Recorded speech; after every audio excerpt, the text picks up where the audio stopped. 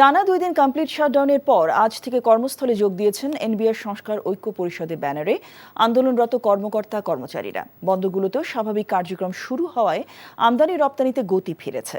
আন্দোলনের কারণে রাজস্ব আদায় কার্যক্রম ব্যাহত হলেও চলতি অর্থ বছরে রাজস্ব আহরণ বাড়বে বলে জানিয়েছেন এনবিআর চেয়ারম্যান আব্দুর রহমান খান। আরাফাত ইসলামের রিপোর্ট। 2 দিনের কমপ্লিট শাটডাউন ও মার্চ টু এনবিআর কর্মসূচি প্রত্যাহারের পর স্থবিরতা কাটিয়ে কর্মব্যস্ততা ফিরেছে জাতীয় রাজস্ব বোর্ড এনবিআরে। সোমবার সকাল থেকেই রাজধানীর আগারগাঁওয়ে এনবিআরের প্রধান কার্যালয়ে আসতে থাকেন সংস্থাটির কর্মকর্তা কর্মচারীরা। অনেকটা স্বাভাবিকভাবেই চলছে কার্যক্রম। এদিন ভ্যাট, ট্যাক্স ও কাস্টমস বিভাগের অধীনস্থ সকল কর্মকর্তাকেই নিজ নিজ কর্মস্থলে ব্যস্ত সময় পার করতে দেখা গেছে। কাজে ফিরে স্বস্তির কথা জানান তারা। সকাল 9টা থেকে মোটামুটি সকল ধরনের কার্যক্রম শুরু হয়েছে।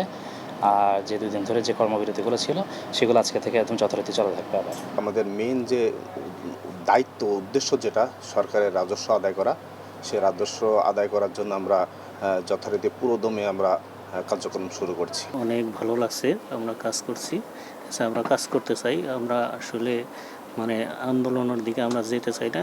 এদিকে অপ্রীতিকর পরিস্থিতি এড়াতে এনবিআর কার্যালয়ে আইন শৃঙ্খলা রক্ষাকারী বাহিনীর উপস্থিতি লক্ষ্য করা গেছে।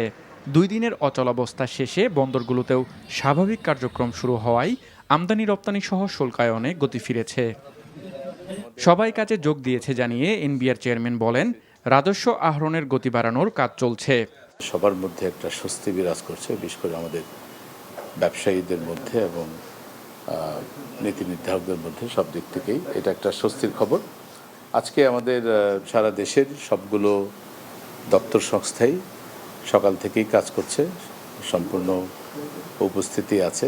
আজকে সকাল 10টা পর্যন্ত আমাদের রেভিনিউ আদায় হয়েছে 3,60,922 কোটি টাকা। আমরা আশা করি যে গতবারের চেয়ে বেশি হবে, এটা নিশ্চিত। কিন্তু আমরা যেরকম আশা করেছিলাম হয়তো একটু তো হোঁচট খেয়েছে এই কয়দিনের কাজকর্মে। এর আগে রোববার রাতে ব্যবসায়ী নেতাদের সঙ্গে বৈঠক শেষে আন্দোলন প্রত্যাহারের ঘোষণা দেন এনবিআর সংস্কার ঐক্য পরিষদ। আরাফাত ইসলাম, এনটিভি নিউজ, ঢাকা। বান্ডেল থাকলে প্রতি সেনমানিতে টাকা বাঁচবে। বিকাশ সেনমানি বান্ডেল কিনে জিতুন প্রতি লেনদেনে।